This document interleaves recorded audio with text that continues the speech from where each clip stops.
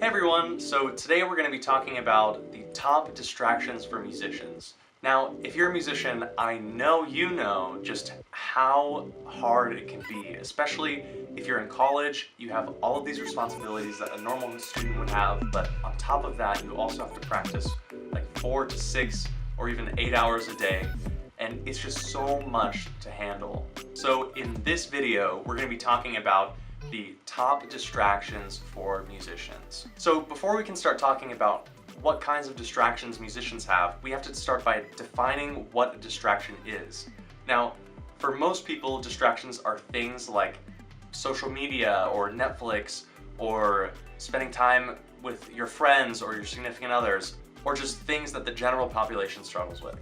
Now, while people in the arts still struggle with these same things, it's a lot different just because of the nature of the careers that we're pursuing. People in the arts deal with something unique to them, which is goal-based distractions. So what are goal-based distractions and why are they so unique to us? To start off, there are two kinds of career-based goals, internal and external.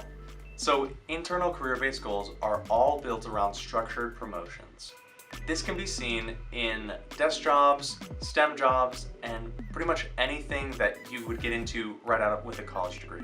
In this career path, it's all about landing that first job and then spending the next couple of years working your way up the ladder, whether that's to executive producer or CEO.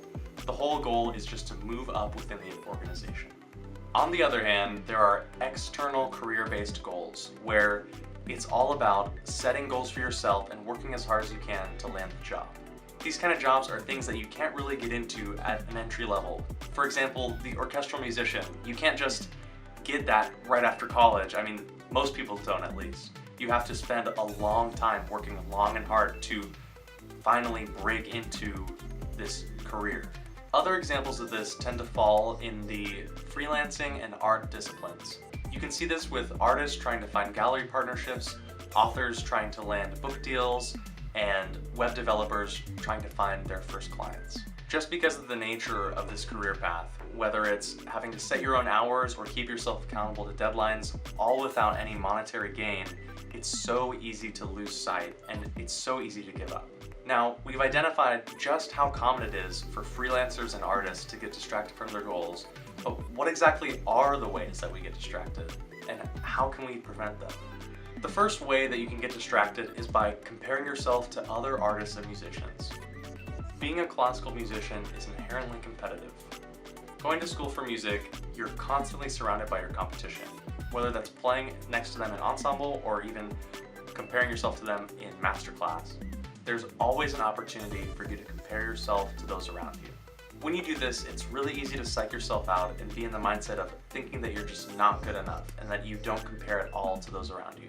As easy as it can be to compare yourself to your peers, you just have to remember that everyone is on a different path. Even if some of your peers seem to be better than you, it doesn't necessarily mean that they're going to end up ahead of you in the long run. It's also really important just to remember that everybody is different.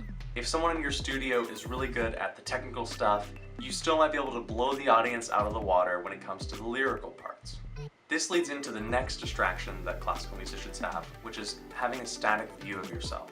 What this means is you believe you'll never be better than you are right now, and that you're incapable of improving. Growing as a musician and as an artist takes a lot of hard work over a long period of time. Practicing hours and hours a day for weeks on end can bring you very little results in the short run, but over long periods of time, it can really do so much. Whenever you find yourself doubting your path as a musician and thinking that maybe you've burned out or you've already peaked, just look at all the progress you've made over the past 5 or even 10 years. I'm sure your music is so much better than it ever could have been back then. Overall, it's really important not to view yourself this way, because becoming a professional musician takes tons and tons of work over years of time. The next major distraction that classical musicians deal with is performance anxiety. I know most of us have struggled with practicing for hours and hours on end, only to have it all be for nothing when the actual performance comes. When facing a big audition or performance, it can be really easy to let the stress of it all just override all of the work that you've put in. This can result in you over-practicing, under-practicing, making weird mistakes in the audition, or just forgetting all of your other responsibilities. Because being a classical musician is so heavily focused on auditions and performances, this can totally derail you. Now, if this is something that you struggle with, then I highly recommend that you check out Noah Kageyama's blog, where he talks about all things performance anxiety related. Noah is a professor at the Juilliard School of Music, where he teaches other musicians how to deal with performance anxiety. If this is something that interests you, then I'll put the link down in the description, and please go check it out. There are tons more ways that you can get sidetracked with your career goals as a musician, but these are just the few that especially I've dealt with in the past. Just due to the abstract nature of a lot of these problems, there's not one concrete solution. But the one thing that will help is developing a mindfulness practice. Mindfulness is a really broad term, and not many people really understand what all is encompassed when you say something like building a mindfulness practice, but here are just a few ways you can get started.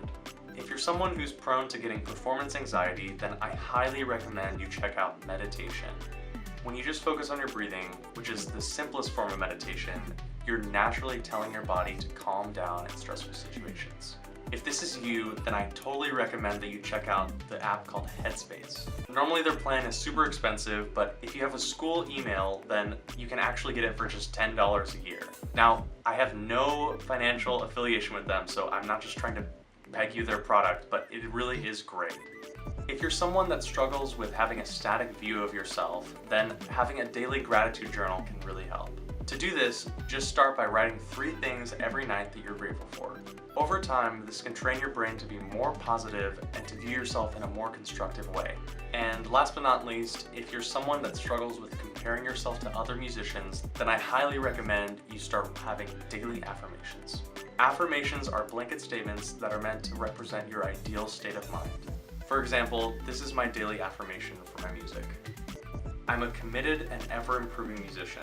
I put time into practicing my skills every day so that I can create beauty and wonder for myself and those who wish to listen.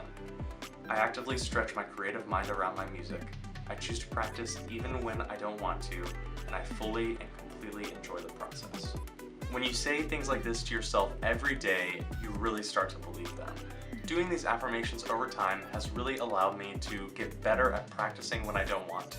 If you're interested in reading more about this, I highly recommend the book The Miracle Morning by Hal Elrod. Hal's idea is that your day will only be as good as your morning. To get the most out of his mornings, he's created a huge method for personal development, and personal affirmations are a huge part of it. And like everything else, if you want to read more, the link is in the description. Overall, building a mindfulness practice is a great way to deal with the abstract problems and distractions that come with being a musician. Thank you so much for watching, and if you liked it, then please subscribe by clicking right here, and if you want to read more, click here. Be sure to leave a like and let me know in the comments section which mindfulness practice you like the best. Thanks again so much, and we'll see you in the next one.